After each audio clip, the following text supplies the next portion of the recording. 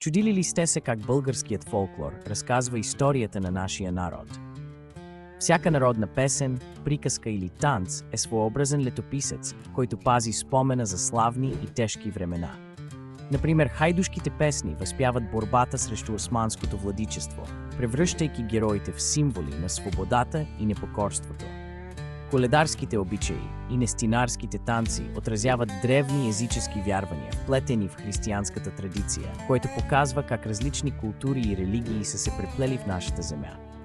Дори веселите хора и ръченици носят послания за единство, сплотеност и надежда, които са били ключови за оцеляването ни през тежките векове на робство и борба. Фолклорът е огледало на българската душевност. В него се събират радост и тъга, копнеж за свобода и гордост от корените.